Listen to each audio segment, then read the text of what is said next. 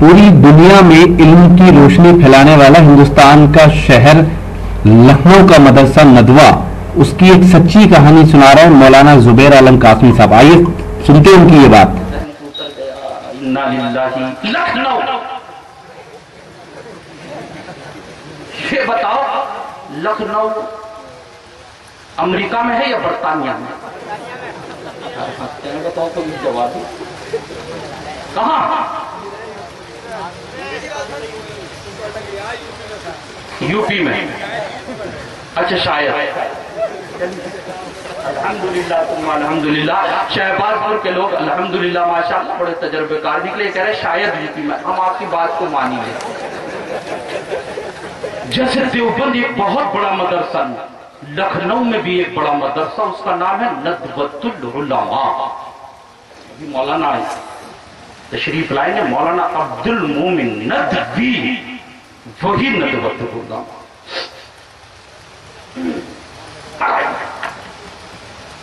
वहां का एक तालिब इल्म लिखता है, लेकिन जब तालिब इल्म जब नहीं लिखता, जब वो बड़ा हो गया जब लिखता है। काली दाढ़ी नहीं, जब सफेद हो गई जब लिखता है। और जब लिखता है जब वो अपने वक्त का बहुत बड़ा राइटर बन गया,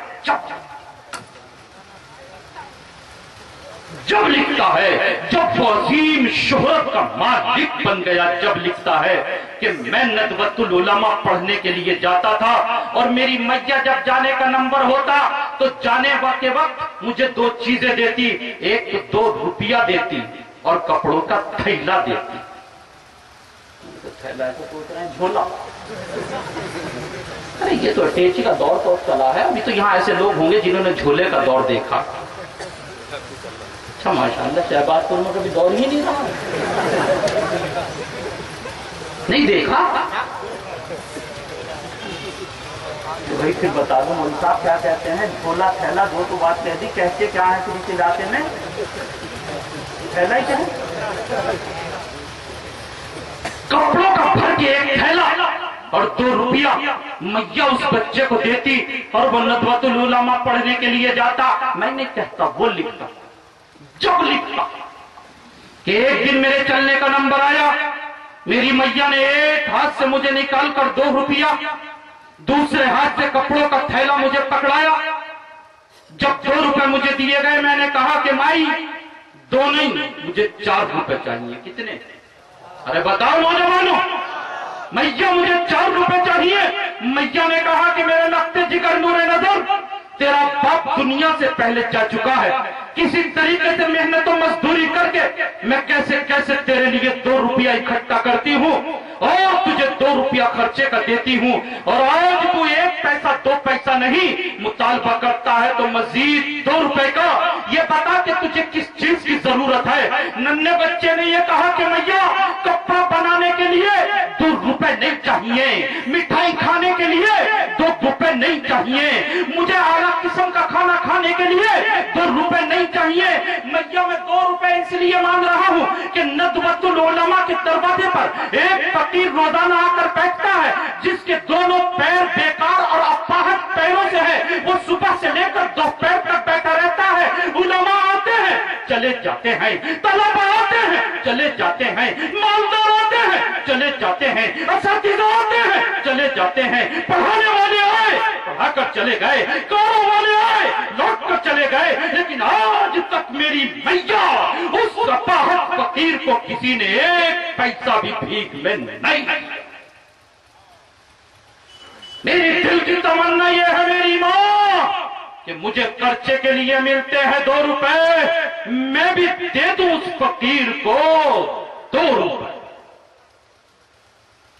उसने तो भूख की तकलीफ को देखा था ना, और अपने सोने का कंगन निकाला और ये कहा कि बेटे ये तू रख ले और इसे बेच दे और पुटलिया में इसकी रकम को बांध ले और उस फकीर की झोली में ले जाकर इस भिखारी की ये डाल दे। बच्चे ने अपनी माँ के कहने के मुताबिक भेजा। बेचने के बाद पैसे को पुटलिया में बांधा और नदवा के दरवाजे पर पहुंचा। फकीर सुबह को आकर बैठा हुआ था। इसने उस पुटलिया को लिया, किस्सा मुख्तसर उसके हाथ में डाल दिया। फकीर ने खट से खोला। खोलने के बाद जब उसमें रकम को देखा, और मेरे नौजवान सुन, मेरा मौला तुझे और मुझे वो जज्बा और दिल अता फरमा दे। फकीर ने इस बच्चे को आवाज दी कि बेटा इधर आना। बच्चा लौट कर आया। इसने कहा कि बेटा मैं भिखारी नहीं और भीख मांगने के लिए मदरसे के दरवाजे पे बैठा, मैं भिखारी नहीं और भीख मांगने के लिए इस मदरसे के दरवाजे पे बैठा नहीं। बच्चे का दिमाग खटका, फौरन नाजिम साहब के पास गया, अव्वल से आखिर तक किस्सा सुनाया। नाजिम साहब उठकर आए और फकीर से आकर ये कहने लगे कि मियाँ इस बच्चे को जानते हो? कहा हुजूर जानना तो बहुत दूर की बात है, अभी थोड़ी देर पहले इसे देखा था। सच कहा झूठ कहा? कहा जानता नहीं, अलबत्ता कुछ देर पहले इसे देखा जरूर है। कहा कि इसने तुम्हें भीख दिया कि हाँ दिया? कि तूने क्या कहा? कहा कि मैंने ये कहा है कि दरवाजे पर बैठा जरूर हूँ लेकिन भिखारी नहीं, भीख मांगने के लिए मदरसे के दरवाजे पे आया नहीं। अल्लाह अल्लाह।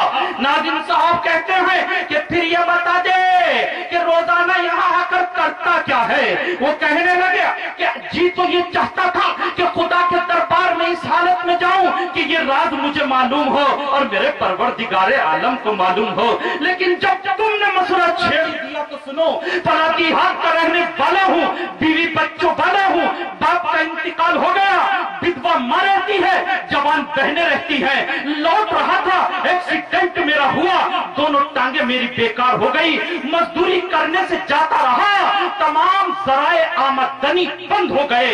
जब भूख और फाकों पे नौबत आ गई, गांव छोड़कर शहर आ गया, बहुत मारा मारा फिरा, कोई काम समझ में ना आया।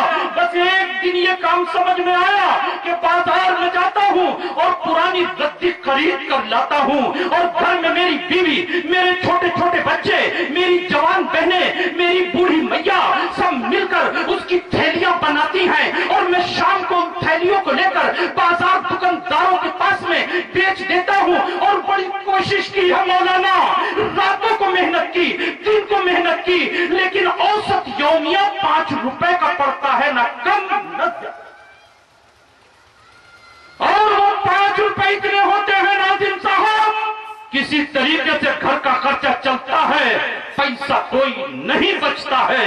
मैं यही सोचता रहा कि जिनको मौला ने दौलत दी है वो मस्जिद में ताउन करते हैं, जिनको मेरे मौला ने वसात दी है वो मदरसे में ताउन करते हैं, जिनको मेरे मौला ने नवाजा है वो हिफ्ज़ कुरान वालों की मदद करते हैं, जिनको मेरे मौला ने नवाजा है वो दीन की खिदमत में पैसा खर्च करते हैं। लेकिन हजरत मेरा मसला तो ये है कि रात दिन पूरा घर मेहनत करे, फिर 2 वक्त की रोटी मिलती है, हमारे घर के लिए ही पूरा नहीं होता, दीन की खिदमत में कहां से खर्च कर दूं?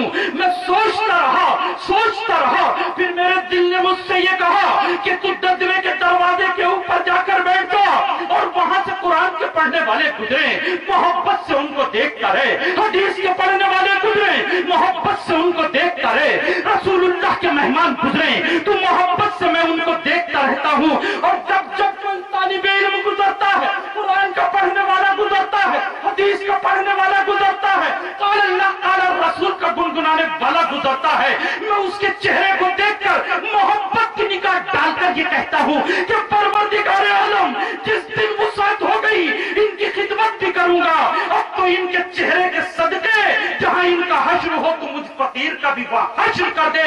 इतना सुनना था कि नदवे का नासिर कप आने लगा और ये कहा कि फकीर तेरी जगह ये नहीं, तेरी जगह तो वो है जहां कौम ने मुझे बिठाया है। फकीर को अपनी मसनद पर बिठाया, तमाम तलबा को बुलाया, तमाम असातिज़ा को बुलाया, तमाम मुताल्लिकीन को बुलाया और ये कहा कि हजरत तुम दुआ करते जाओ, ये मजमा आमीन कहता जाएगा। जब तेरी दुआ और इनकी आमीन मिल जाएगी, मुझे खुदा की जात से पूरा यकीन है नदवा हर बड़ी मुसीबत से कयामत तक के लिए महफूज हो जाए। अल्लाह मुझे और आपको कदर करने वाला बना। अरे इनका तो देखना भी सवाब है, कुरान से मोहब्बत का करना भी सवाब है। बड़ी खुशकिस्मती की ये बात है कि मेरे रब ने یہ مدرسہ دارال علوم صدیقیہ ہمارے یہاں قائم کر دیا ہے. قدر کرو، قدر کرو، قدر کرو. خدا پاک کی قسم زمین اور آسمان میں قدر والے بن جائے. بہت ادب کے ساتھ اس مجمع سے،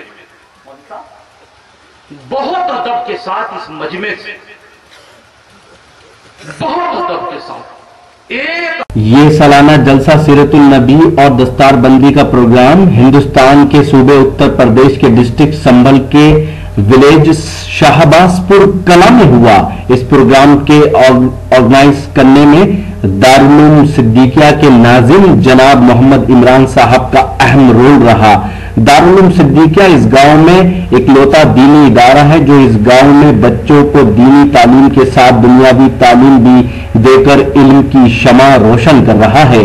اگر آپ دینی جلسوں یا مشاعرے اور دیکھنا چاہتے ہیں تو ہماری web site www.rockytalkmedia.com log in کر سکتے ہیں.